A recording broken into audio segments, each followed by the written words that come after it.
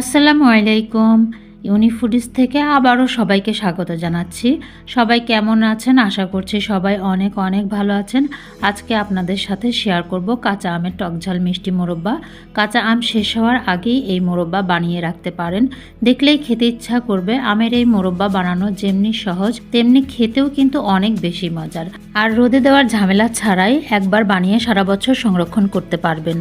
আশা করছি আমার আজকের রেসিপিটা ভালো লাগবে। ভালো লেগে থাকলে আমার চ্যানেলটি সাবস্ক্রাইব করবেন প্লিজ, আর লাইক ও কমেন্ট করে সাথেই থাকবেন। মোরব্বা বানানোর জন্য এখানে আমি প্রায় 1 কেজির মতো কাঁচা আম নিয়েছি। আমগুলো ছিলে নিয়ে এইভাবে মাঝখান দিয়ে 2 ভাগ করে কেটে নিয়েছি। এখন একটা কাঁটা চামচের সাহায্যে খুব ভালোভাবে কেচে নিতে হবে, যাতে করে আমের ভেতরে মশলা ও মিষ্টি ভালোভাবে পৌঁছে যায়। এখন আমগুলো একটা মিক্সিং বোলের মধ্যে নিয়ে দিয়ে দিচ্ছি 1 চা চামচ পরিমাণ লবণ, 1/2 চা চামচ দিয়ে দিচ্ছি হলুদের গুঁড়া, আর দিয়ে দিচ্ছি 1.5 কাপ পরিমাণ চিনি। মোরব্বার মধ্যে চিনির পরিমাণটা বেশি করে দিতে হয়, তবে আপনারা আপনাদের পছন্দ অনুযায়ী কমিয়ে বা বাড়িয়ে দিতে পারেন। এখন লবণ, চিনি, হলুদ আমের সাথে ভালোভাবে মিশিয়ে নিতে হবে। তো দেখুন মেশানো হয়ে গেছে। এখন একটা ঢাকনা দিয়ে এটাকে আমি 3 ঘন্টার জন্য একপাশে রেখে দিচ্ছি। 3 ঘন্টা পর আম থেকে অনেক পানি বের হয়েছে। এই 3 ঘন্টার মধ্যে একবার বা দুবার আমগুলোকে উপর নিচ করে দিবেন, তাহলে আম থেকে পানি বেরিয়ে যাবে। এভাবে লবণ চিনি দিয়ে মেখে রাখলে আম থেকে পানি বেরিয়ে যায় আর আমগুলো শক্ত হয়, এতে করে সেদ্ধ করার সময় ভেঙে যায় না। আম থেকে পানি বের হওয়ার কারণে এই আমের মোরব্বা অনেক দিন পর্যন্ত ভালো থাকবে, সারা বছরেও নষ্ট হবে না। এরপর চুলায় একটা প্যান বসিয়ে আমগুলো এর মধ্যে দিয়ে দিচ্ছি।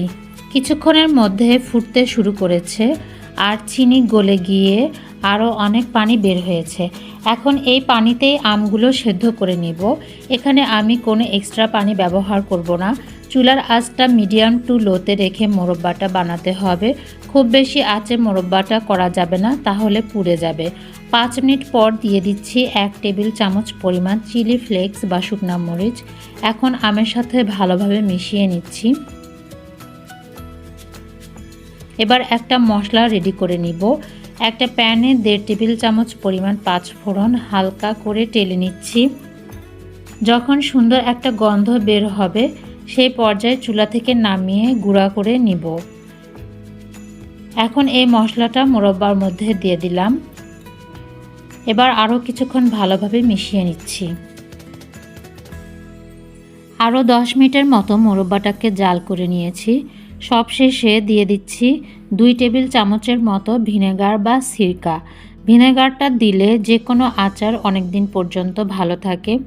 ভিনেগার দেওয়ার কারণে এই মোরব্বা বাইরে রেখে 6 মাস পর্যন্ত আর ফ্রিজে নরমালে রেখে 1 বছর পর্যন্ত খেতে পারবেন। তো দেখুন টকঝাল মিষ্টি আমের মোরব্বা তৈরি হয়ে গিয়েছে।